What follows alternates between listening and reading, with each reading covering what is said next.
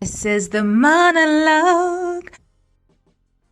So, let me take you on a journey of my hair story. My journey started like any other. I went to the hair salon to get my hair styled, and on this particular occasion, it was my graduation from secondary school. So, I wanted something different, something unique. So I opted for a color and tiny braids. So I think, pick and drops or micro braids around the edges of my hair, and then I'd weave in the middle. So that's what I wanted. I thought, that would look really nice. How silly was I? So I got my hair colored, and the color stayed in my hair for too long. Despite my protest, I raised my concerns with the stylist at the time, but as I was only 16, I wasn't old enough, or I didn't know what I was talking about. And unfortunately, due to the length of time that the chemical was in my hair, it became overprocessed. Hair came out of it. To my horror, I left distraught. At 16 with bald patches at the front of my hair. What was I going to do? I mean, I cried for a while, but that's all I could have done at the time. So several years had passed, and during those times, I tried a remedy. I tried every remedy that I could purchase. I tried oils and potions, moisturizers, deep conditioners, protein treatment. Nothing worked. With no luck, I simply wore hairstyles so that could camouflage my problem areas. From gel, I even got to the point where I was using mascara, people, to make tiny hair strokes. Yeah, I was that desperate. I even saved up. I I tried everything. I exhausted every avenues.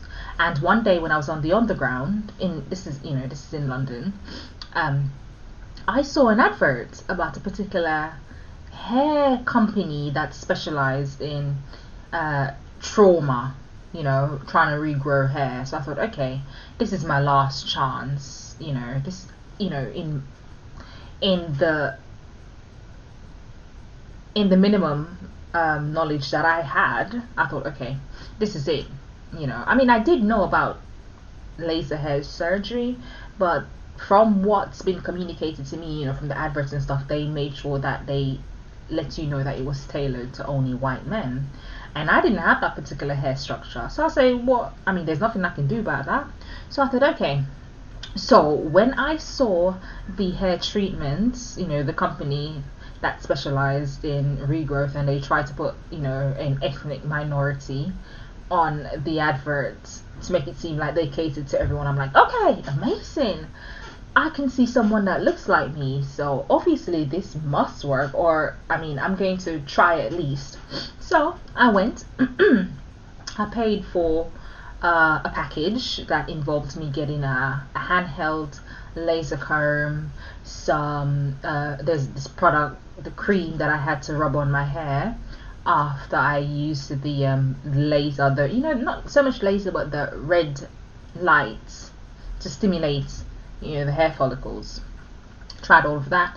I even went to the actual building, got it scheduled in where I would have appointments where my hair would be assessed by a dermatologist, or that's for skin, in it.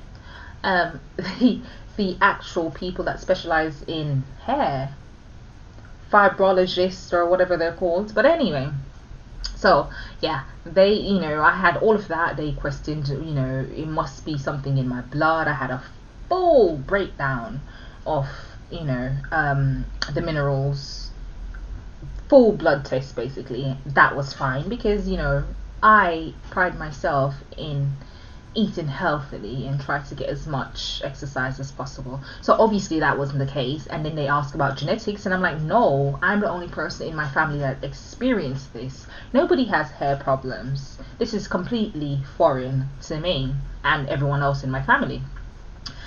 So after I tried that, which, as I've already ranted on, that was not successful. It was a waste of time and waste of effort. I just gave up, you know. I mean, I just said, you know what, I'm done. I was so frustrated. I thought, you know what, I am sick and tired of doing this. I have had enough.